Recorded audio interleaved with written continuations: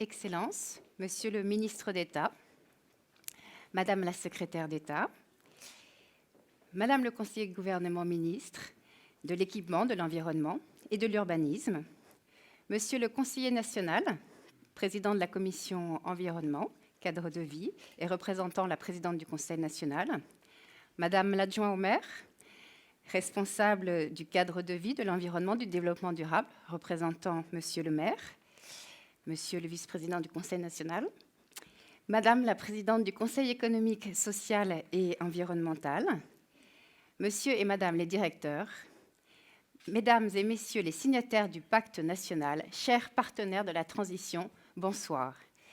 Cela fait 2 ans que nous ne sommes pas vus en présentiel. Au nom de toute l'équipe de la mission pour la transition énergétique, merci d'être là si nombreux, merci d'être avec nous. Vous nous avez manqué. Alors voici plus que 5 ans que nous avons publié le livre blanc pour la transition énergétique et nous venons de fêter les 5 ans du Pacte national. C'est le moment d'un point d'étape, d'un bilan que nous souhaitons partager ensemble. Notre feuille de route, vous la connaissez. Elle est directement liée à nos émissions de gaz à effet de serre en principauté. 39% dû à la mobilité, 33% dû à l'énergie consommée dans nos bâtiments et 26% venant de nos déchets. La question qui nous anime aujourd'hui, c'est bien de savoir où nous en sommes. Alors, en 2020, une bonne nouvelle et une anomalie, nous avions réduit de près de 32% nos émissions de gaz à effet de serre. Mais ces 32% étaient directement liés à une baisse de notre activité, à la pandémie. Alors, permettez-moi de mettre ce chiffre entre parenthèses et plutôt de vous présenter une trajectoire qui, de 2019 à 2030, nous oblige à réduire de 37 000 tonnes nos émissions de CO2, soit 3 400 tonnes par an. Des chiffres un peu abstraits, allez-vous me dire. Alors, je vais essayer d'être concrète et de vous dire que les solutions, elles existent, elles sont à notre portée, et je vais vous donner quelques exemples. Si l'ensemble de nos scooters 2 roues passaient à l'électrique, on réduirait nos émissions d'1 année. Si l'ensemble de nos véhicules passaient à l'électrique, on réduirait 3 ans d'émissions. Si on supprimait le gaz et qu'on passait à l'électrique pour le chauffage et la cuisson, là aussi, 3 ans d'émissions de CO2.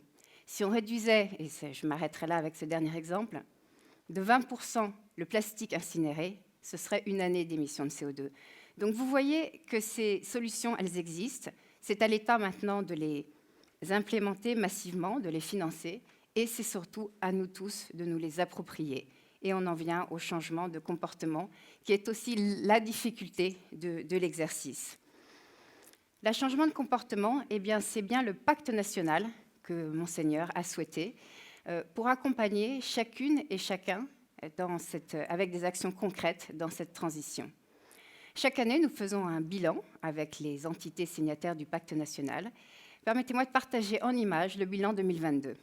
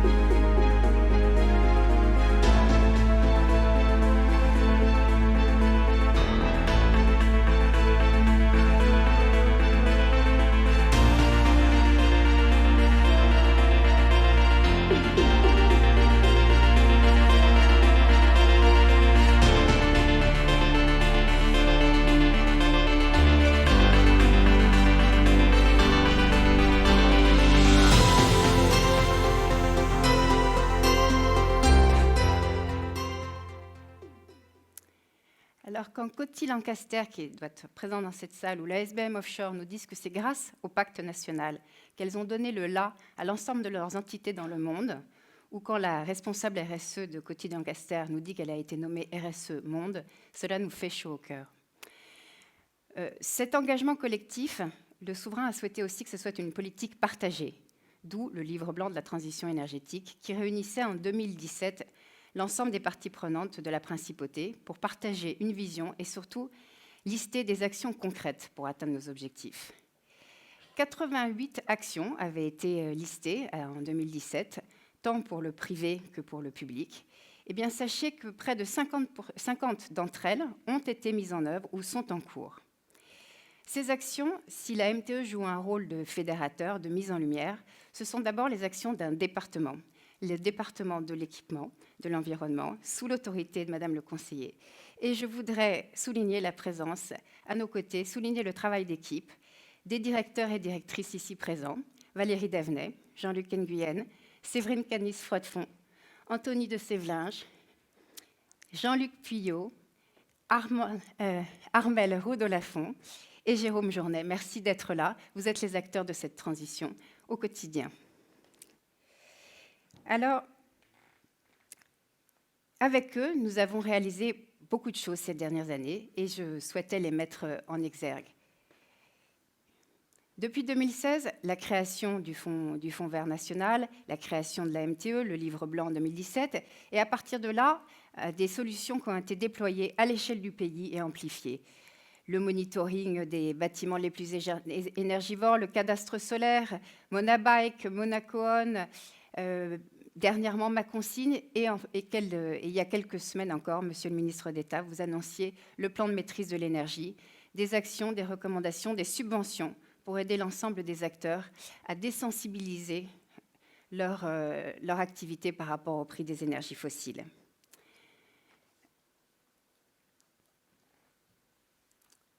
Avant de lancer la vidéo qui va illustrer mes propos en chiffres et en images, j'inviterai Céline Carondegioni à se préparer à prendre la suite.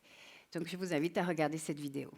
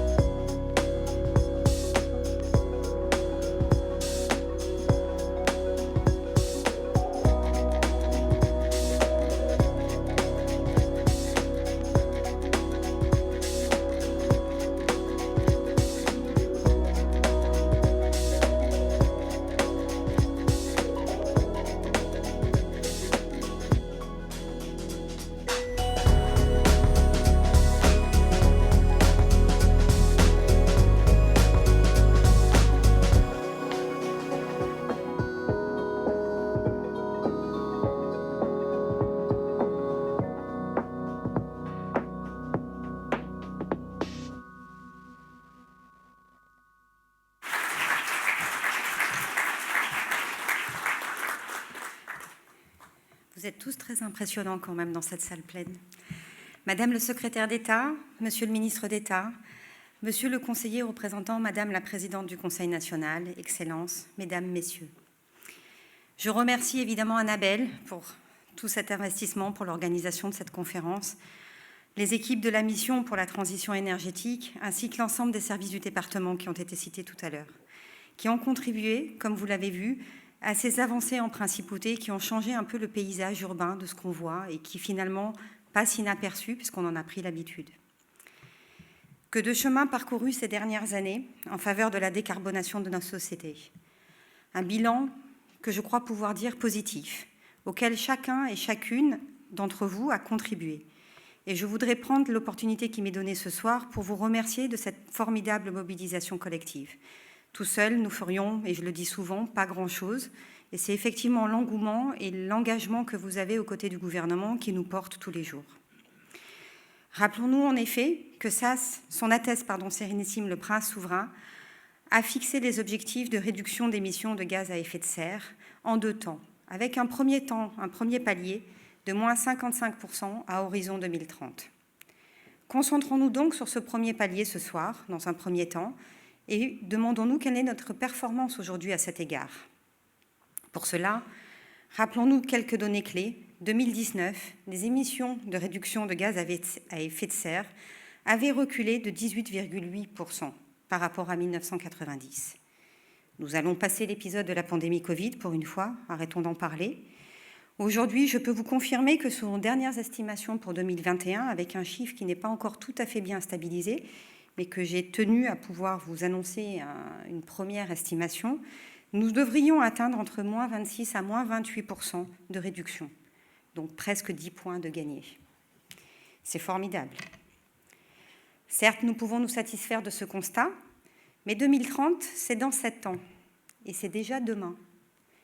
Redoublons donc d'efforts, de créativité collective pour rassembler toujours plus largement et convaincre toutes celles et ceux qui aujourd'hui ne sont pas totalement convaincus par cette impérieuse nécessité de notre démarche. C'est bien sûr dans le dialogue, l'écoute, la construction, voire la co-construction que nous y parviendrons. À l'heure de ce premier bilan, j'avais envie ce soir, au-delà de ces images, de pouvoir faire un petit diagnostic. Quels sont les freins et les atouts qui accompagnent ces 3 secteurs qu'Annabelle vous a rappelés tout à l'heure. Pour le bâtiment, sachez que Monaco compte environ 1500 immeubles. Si les plus récents sont totalement performants en termes d'empreinte énergétique et de réduction de gaz à effet de serre, le taux de renouvellement urbain en principauté est en général de 1% par an. On n'y dirait pas à avoir tous ces chantiers, mais si, 1% par an. Il faudrait donc un siècle pour traiter l'intégralité du parc. Un grand nombre d'aides gouvernementales sont disponibles pour accompagner cette rénovation, mais je ne peux constater que la dynamique est un peu faible. Il nous faut donc prendre du recul, dialoguer avec les syndics, qui eux-mêmes doivent dialoguer avec une multitude de copropriétaires, pour apprécier les freins afin de trouver les bons leviers pour porter une politique de rénovation du bâti ambitieuse, respectueuse de l'environnement et aussi, me permettrai de le rappeler, de notre patrimoine bâti, qui constitue le socle de l'histoire de nos communautés et de notre pays. Deuxième secteur, les déchets. La réduction à la source est l'élément central. Nous vous le rappelons dans toutes les politiques que nous déployons, la réduction à la source est le credo. Depuis plusieurs années, les réglementations se succèdent pour parvenir à 0 déchet plastique à usage unique à horizon 2030. À cet égard, je félicite vraiment et je remercie la mobilisation des équipes de la direction de l'environnement auprès des professionnels, notamment du secteur de la restauration, pour les accompagner dans ce changement d'habitude, d'usage et de société. Le dernier de nos projets, vous l'avez vu et Annabelle en a parlé, la remise au goût du jour du concept de la consigne, le concept que moi je voyais avec des bouteilles en consigne chez ma grand-mère. Finalement, il est revenu, restylé pour nos box, nos lunch box, comme on dit en anglais. L'initiative est saluée par l'ensemble des professionnels, elle est saluée par la presse, mais le passage à l'acte du consommateur n'est pas encore de l'ordre du réflexe. Troisième secteur, dont tout le monde parle, vous aurez compris qu'il s'agit de la mobilité.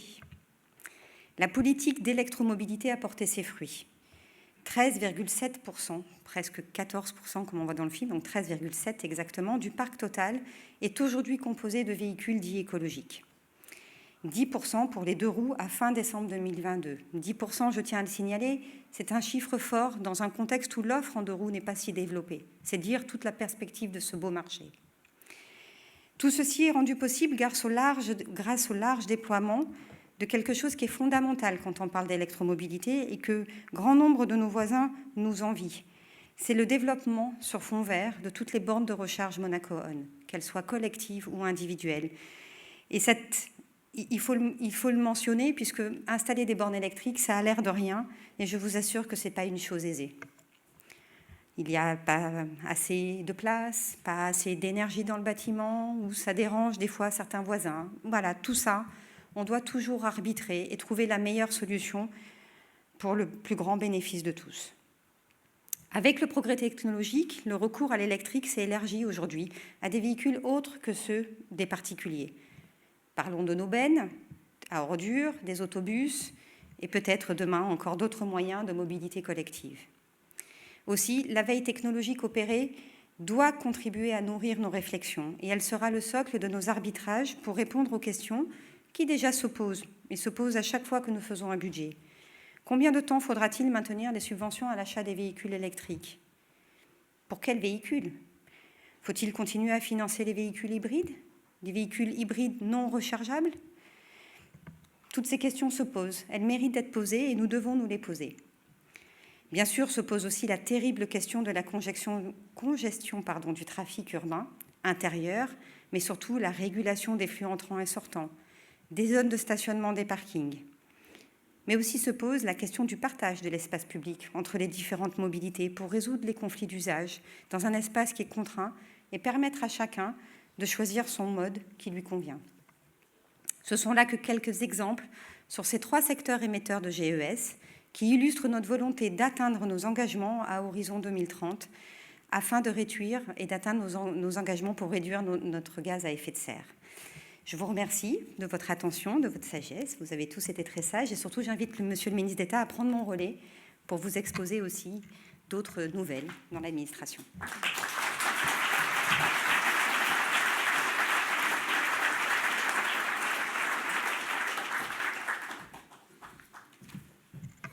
Bien, Madame la secrétaire d'État, Madame le conseiller, ma chère Céline, Mesdames, Messieurs les conseillers nationaux, conseillers communaux, Madame la présidente du Conseil économique et social, Mesdames, Messieurs, c'est une journée importante parce que, comme chacun sait, Monaco fait de la transition énergétique une priorité absolue. Et nous avons dans ce domaine une marque de fabrique qui est reconnue partout dans le monde et nous devons donc continuer sur cette voie comme le souhaite, comme nous l'a demandé le prince souverain.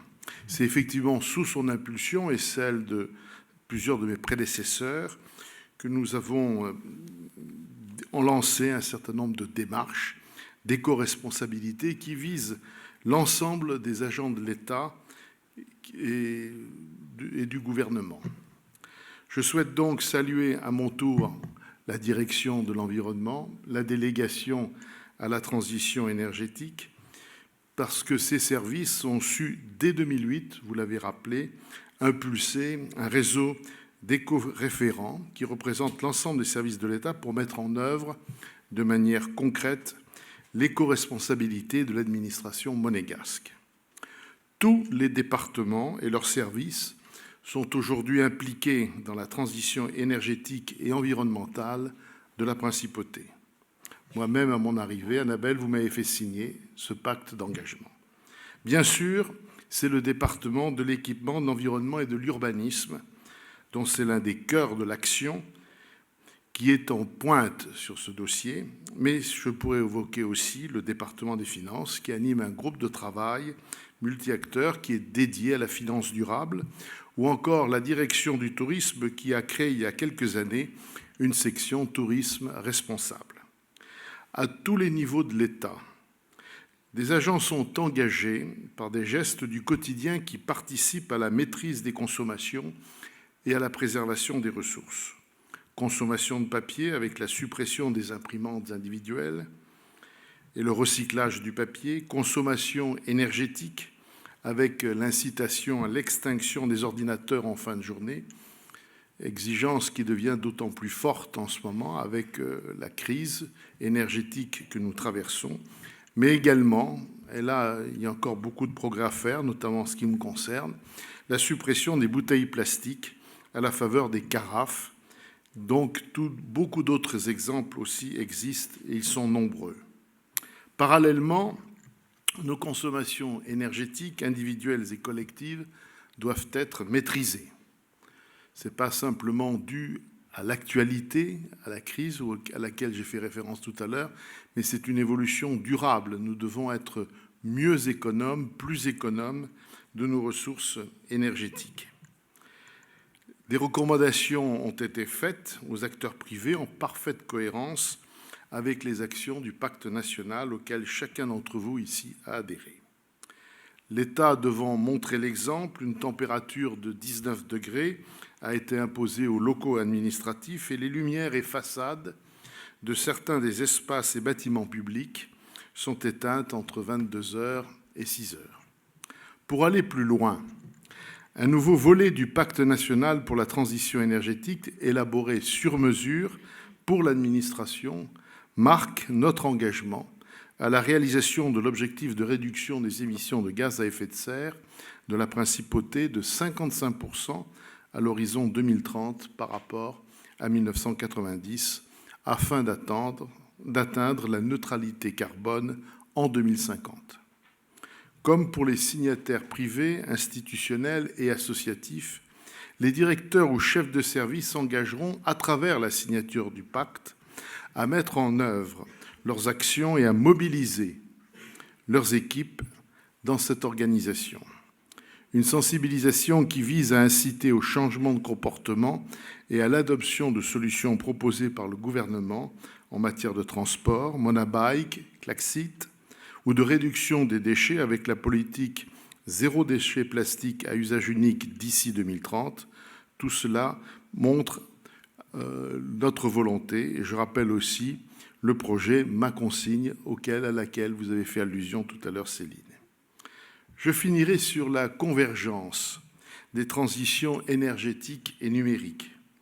Les solutions numériques développées par la DITN, Frédéric, afin de dématérialiser les services de l'administration en externe comme en interne et de faciliter l'accès au télétravail pour les fonctionnaires et pour les agents, participent aussi à la réduction de notre impact carbone. Tous ces outils se déploient avec une approche responsable. C'est pourquoi le pacte administration comprendra un volet de formation pour les agents aux pratiques du numérique responsable.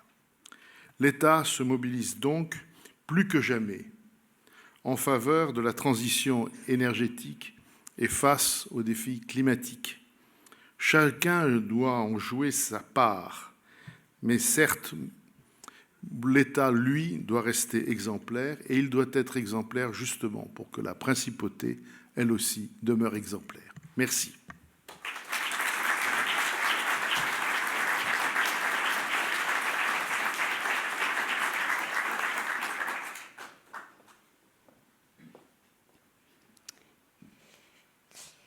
Alors, pour accélérer cette transition énergétique, nous avons souhaité interroger à nouveau la communauté monégasque.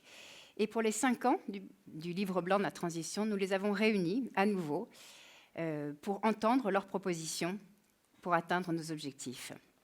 Les contributions ont été riches et diverses. Vous les retrouverez sur le site de la mission pour la transition énergétique dans quelques jours. Mais ce soir, ne vous inquiétez pas, je ne vais pas toutes vous les énumérer, simplement mettre en exergue 3 d'entre elles. Et pour cela, ce seront 3 intervenants avec des profils très différents qui viendront nous en parler.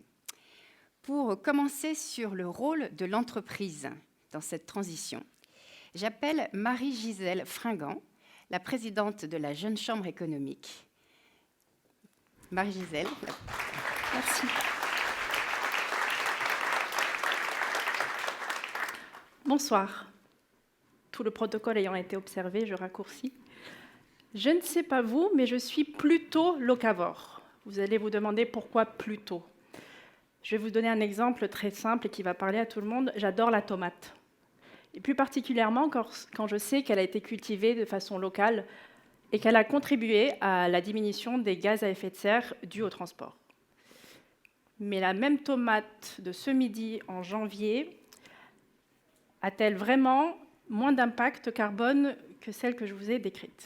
Je n'en suis pas certaine. Elle a peut-être même le même impact que la tomate qui a fait le tour de la Terre. Alors je dis ce soir devant vous, oui à l'économie d'énergie, mais non à l'économie de réflexion. Donc je représente la Jeune Chambre économique de Monaco ce soir, dont la mission est le développement de l'attractivité économique de notre territoire.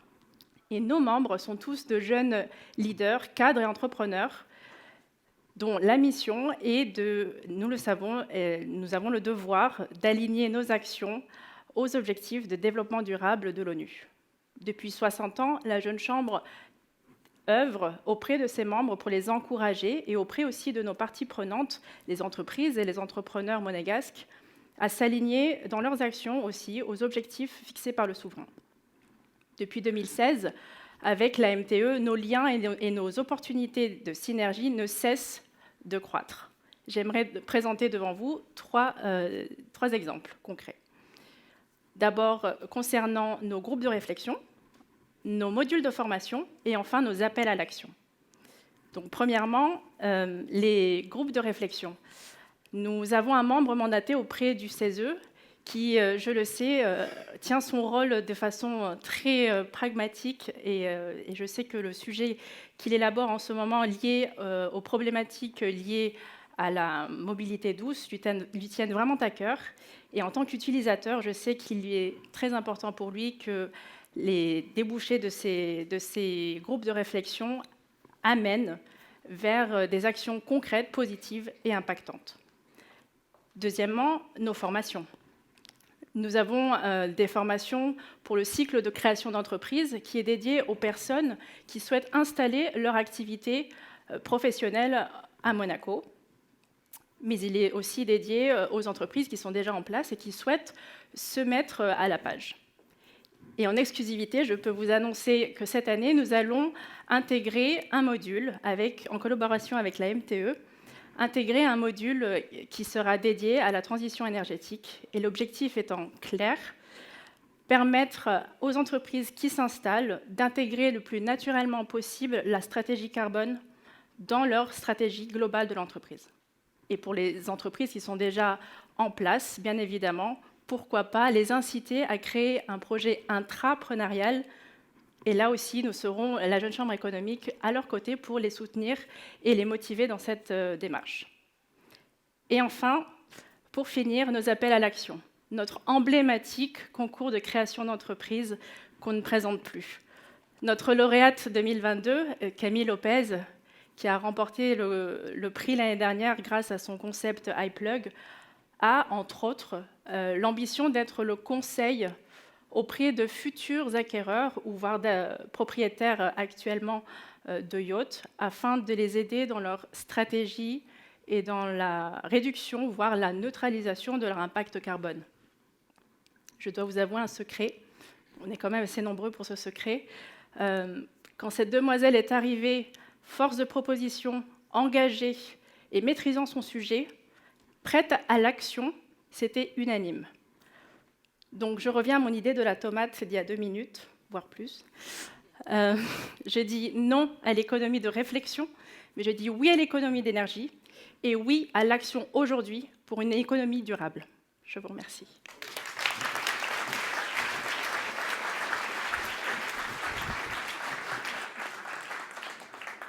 Merci Marie-Gisèle. Alors pour nous parler d'un levier essentiel de la transition, qui est celui de la finance, j'appelle Virginie Bernard, responsable RSE de la CFM Indo-Suez.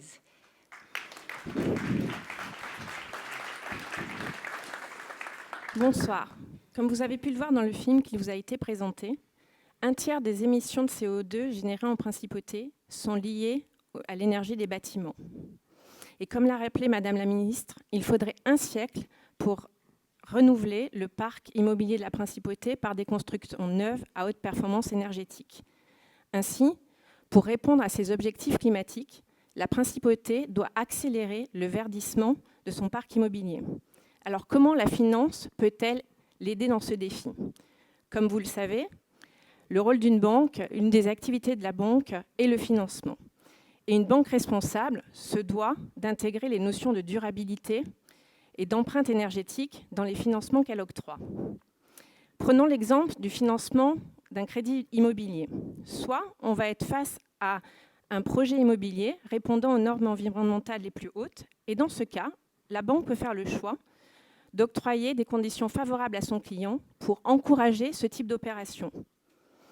Dans le cas d'un projet immobilier qui ne correspond pas aux normes environnementales les plus hautes, la banque se doit d'accompagner son client pour l'inciter à verdir le bien qu'il doit financer et à effectuer des travaux.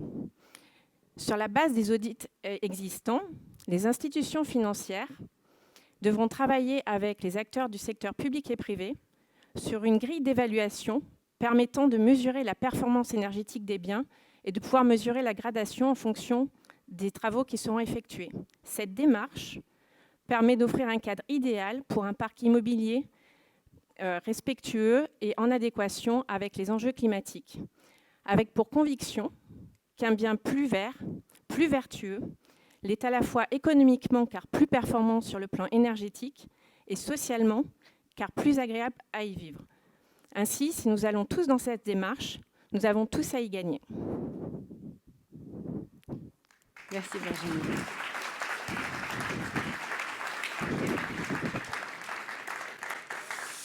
Il y a quelques mois encore, les responsables RSE en Principauté se comptaient sur les doigts d'une main.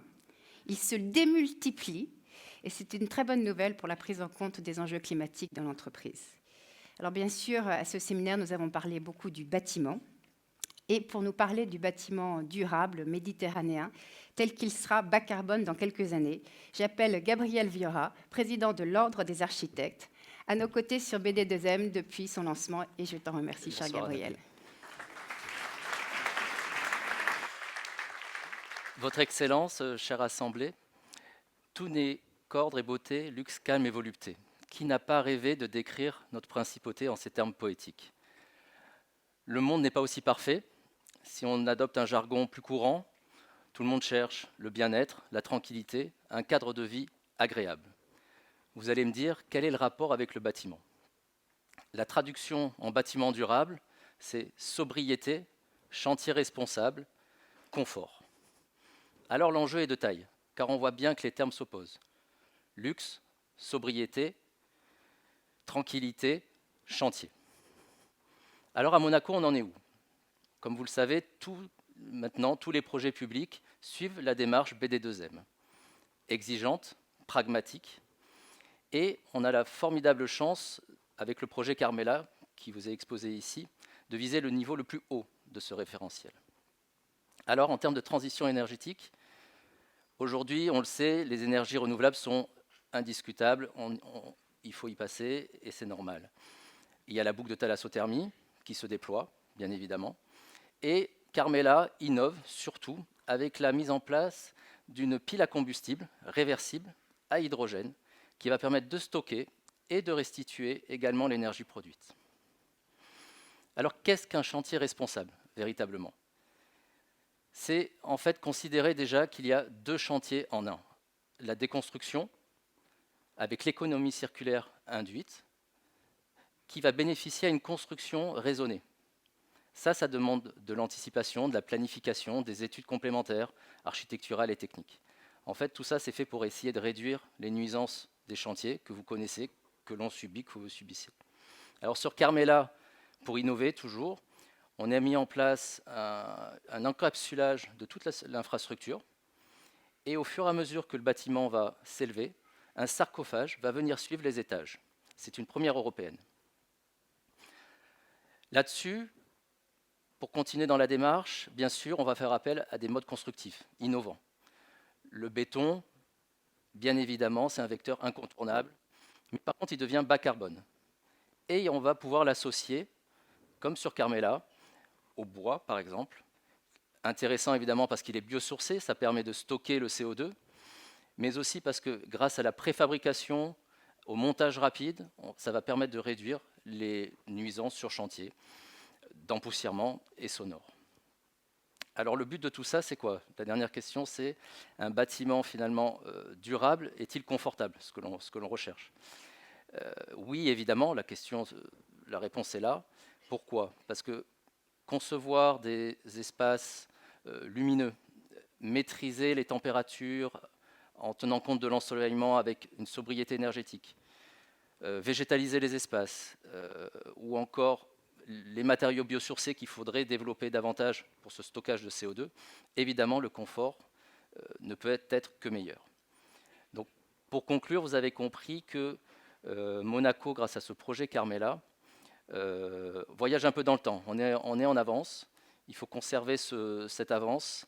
Et ça permet surtout d'avoir une idée concrète de ce que sera le bâtiment en 2030. C'est un des jalons majeurs. Et comment, d'une façon responsable, un chantier responsable, on arrive à faire rimer sobriété énergétique et confort de vie. Voilà. Je vous remercie. Merci Annabelle. Merci à tous les trois pour ces perspectives d'avenir passionnantes. Avant de redonner la parole à notre conseiller de gouvernement, nous avons cette année encore la chance d'avoir un invité d'honneur qui va venir nous parler d'une solution, une autre solution très concrète qui existe, dont il suffit de se saisir, allonger la durée de vie de nos biens de consommation. Alors, pour nous en parler, j'appelle M. Guy Pézacou, président et fondateur de l'entreprise Murphy, qui a fait ce pari fou d'inciter les uns et les autres à réparer plutôt que de jeter. Merci. Merci beaucoup. Bonsoir à tous. Déjà, j'aimerais remercier les organisateurs de cette soirée, et en particulier Annabelle et Virginie de m'avoir invité. Donc Murphy, c'est une entreprise de réparation d'électroménager qu'on a créée il y a un peu plus de 4 ans maintenant. À l'origine, on est 5 copains, on a tous fait des grandes écoles de commerce ou d'ingénieurs, on était promis à des belles carrières dans des grosses boîtes, et pourtant on a décidé de devenir réparateur d'électroménager.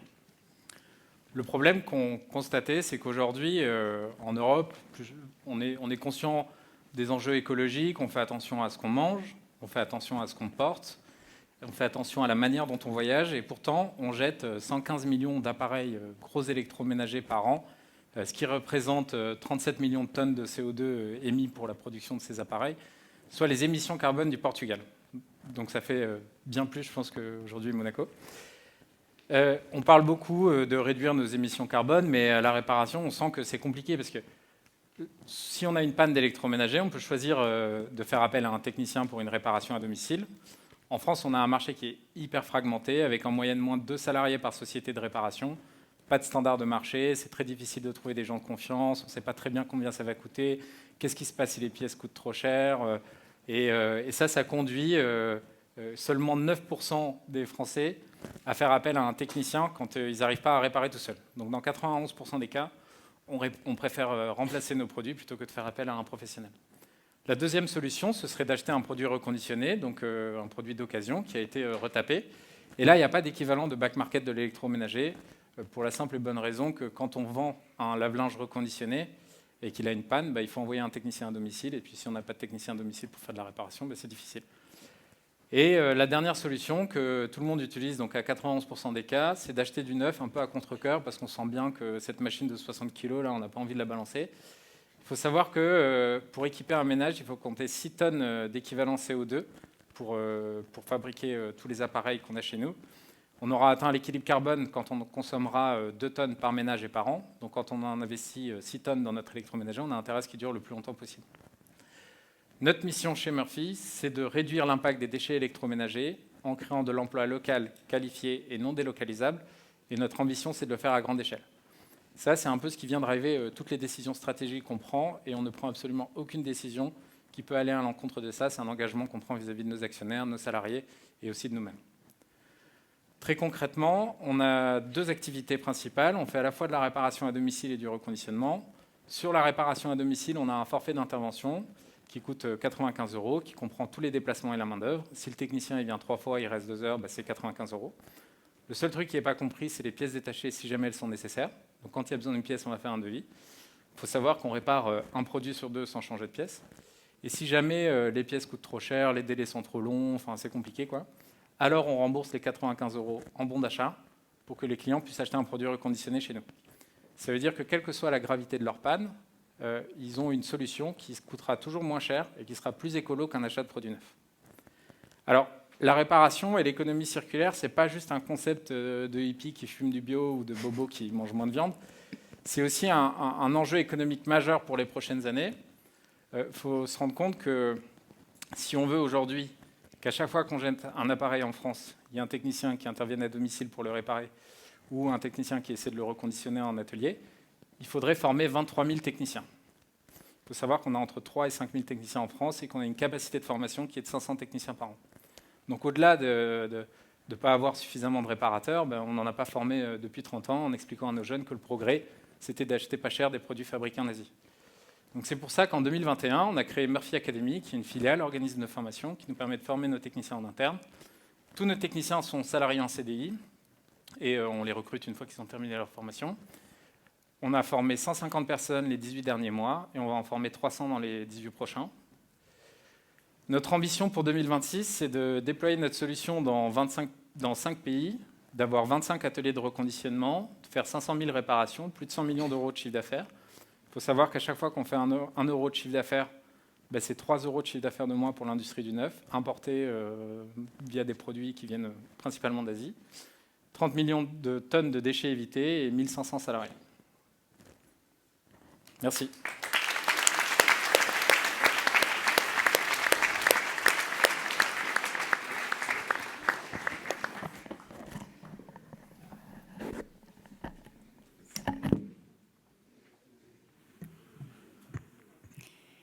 Merci aux intervenants, et puis c'est très inspirant et on se rend bien compte que la jeunesse, c'est pas que je sois trop vieille quand même, enfin quand même, en tout cas dans les initiatives des jeunes entrepreneurs, on voit bien qu'il y a un changement, une prise de conscience et que tout ça prend ce qu'on dit souvent dans les écoles de commerce, c'est quoi ton business model? Jusqu'à présent, on parlait d'économie en disant c'est pas rentable. Effectivement, j'ai bien reconnu les bobos chics, les hippies. Non, en fait, c'est vraiment rentable. C'est vertueux, c'est aussi de relocaliser, c'est socialement responsable et en fait c'est bénéfique à tous.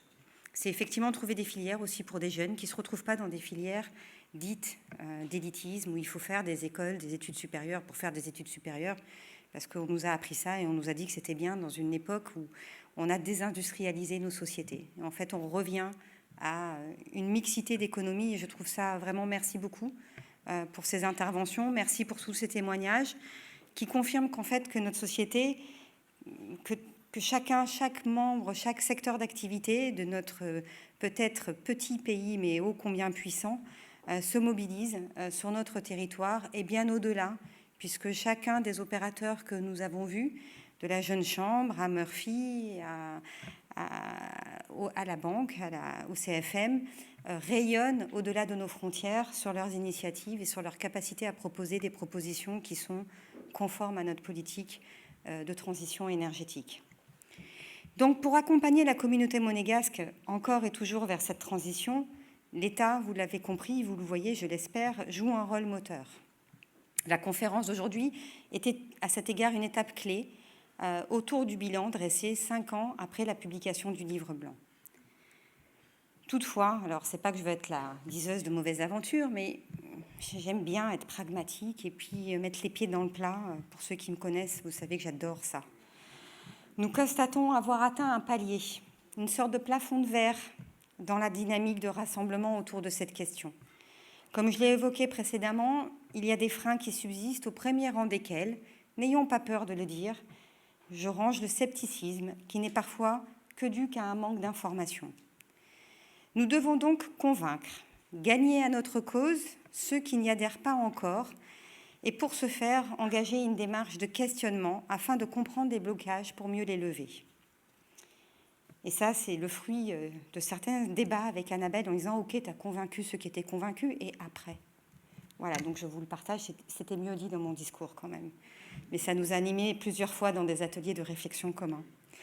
C'est un véritable défi pour les équipes que j'appuierai pleinement. et je mettrai les mains avec les équipes pour motiver, pour moi-même réfléchir.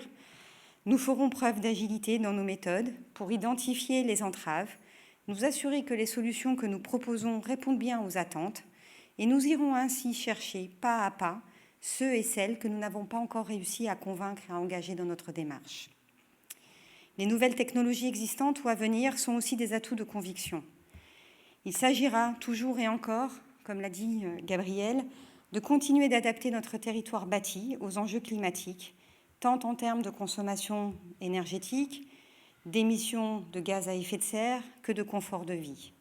Et à cet égard, il y a un terme dont on n'a pas beaucoup parlé encore, mais Gabriel a fait un peu le buzz et l'a annoncé, le bioclimatisme est aussi à considérer. Et l'accroissement du végétal en fait clairement partie. Aujourd'hui, intégrer les enjeux climatiques pour une entreprise, c'est s'inscrire dans l'avenir, anticiper les crises, évaluer ses risques, tels que le coût de l'énergie, la disponibilité des ressources, l'impact de la logistique dans son modèle économique. C'est aussi veiller à la valorisation de ses actifs, pour les propriétaires fonciers notamment, en fonction des aléas climatiques qu'ils peuvent subir et qui, ne l'oublions pas, sont de plus en plus forts. L'Agence internationale pour l'énergie a confirmé dans ses derniers rapports que la réduction de moins 55% de gaz à effet de serre est totalement atteignable en 2030, avec les technologies qui sont aujourd'hui disponibles sur le marché. Mais que le vrai challenge pour les années qui nous restent devant nous, c'est de les financer et de les développer massivement, car ne l'oublions pas, nous avons un deuxième palier à franchir, c'est celui de la neutralité carbone à horizon 2050. Il nous faut donc accélérer notre relation avec les acteurs financiers, que ce soit pour financer la rénovation du bâti ou pour financer les entreprises en prenant en compte leur ambition en matière de stratégie bas carbone. L'intervention de Madame Virginie Bernard confirme la prise en considération de ces sujets par le secteur financier de la place monégasque et l'appréhension de son rôle capital dans la transition énergétique.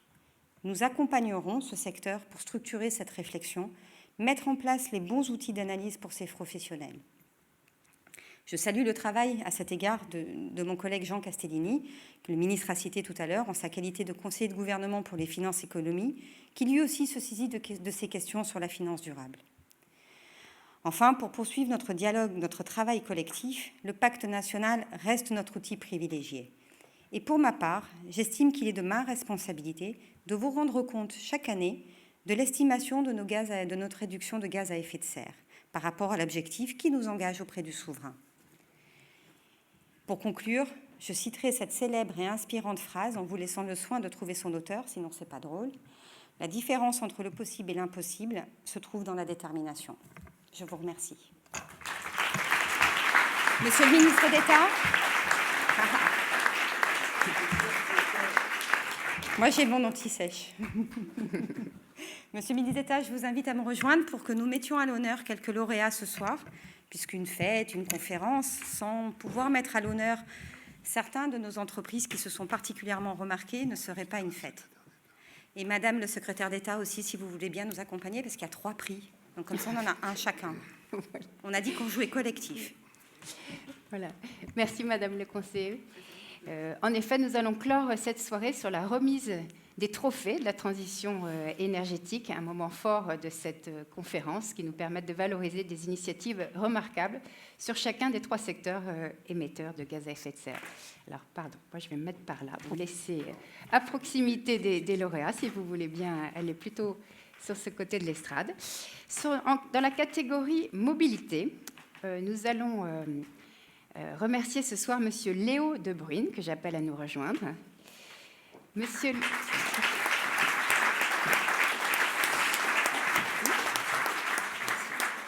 Donc, Léo De Bruyne a fondé ITIN, un service de livraison en principauté, un service de livraison décarboné et silencieux, pour le plus grand plaisir des résidents de la principauté, puisque vous avez fait le choix d'une flotte de scooters 100% électriques.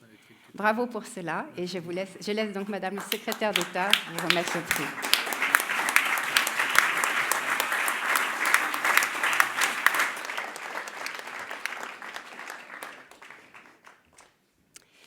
Dans la catégorie déchets, j'appelle Monsieur Grégory Rouguignon.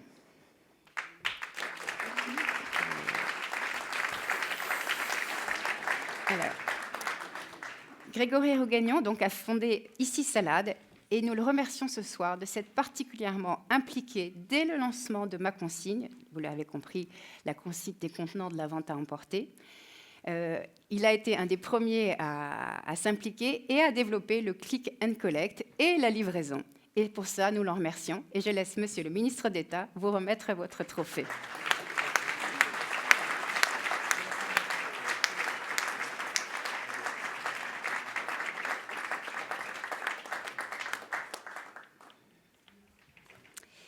Dans la catégorie énergie du bâtiment, j'appelle Jean-Baptiste Pastor.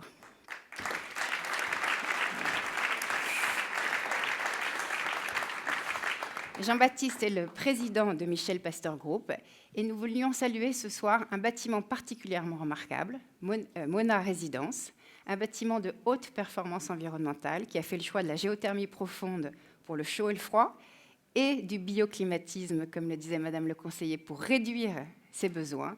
Bravo pour ce bâtiment remarquable et je laisse le conseiller vous remettre votre trophée.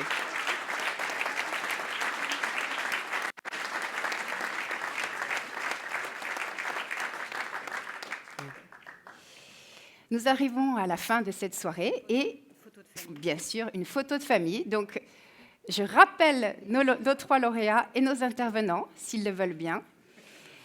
Nos 3 intervenants, M. Guy Pézacu également, s'ils veulent chacun nous rejoindre.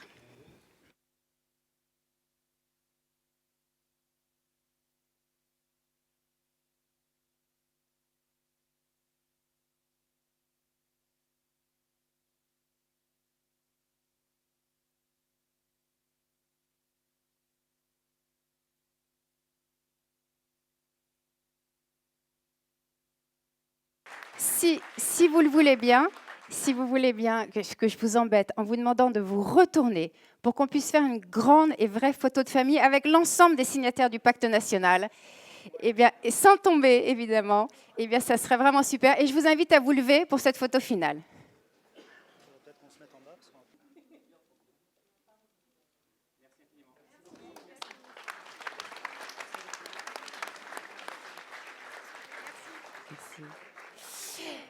Merci à tous d'avoir participé à cette conférence de la transition énergétique.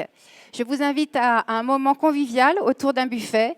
Et si vous avez encore quelque énergie pour lire quelques diapos, mais sur le chemin du buffet, vous pourrez regarder l'impact carbone de notre événement que nous avons cherché évidemment à réduire le plus possible ce soir avec vous. Merci et à l'année prochaine. N'est-ce pas ?